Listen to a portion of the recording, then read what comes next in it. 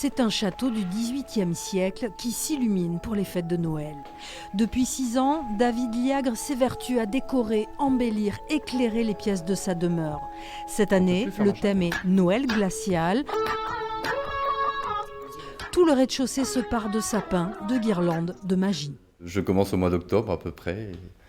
Voilà, mais tous les jours, je descends un cajot ou deux de décoration que je mets en place. Et que vous allez chercher un peu partout en plus. Ah, totalement, oui. Même en Belgique, des magasins de peau, de tout ce qui est partout, où il y a des objets de décoration de Noël.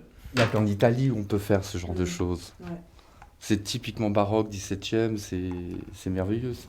Les santons de la crèche ont été achetés à Naples et au lac de Côme et représentent des scènes de la vie napolitaine.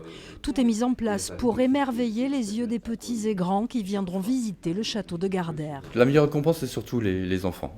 De voir l'émerveillement, de voir leurs yeux briller comme ça. Moi, ça me touche énormément. Et comme je disais, c'est une manière vraiment de les amener vers le patrimoine, de démystifier tout ça. Et oui, c'est ça, c'est là la récompense. Les entrées payantes serviront à entretenir le domaine. Du 26 au 30 décembre, les portes s'ouvriront sur des jardins illuminés. L'an dernier, 1300 visiteurs se sont émerveillés devant la magie de Noël au château de Gardère.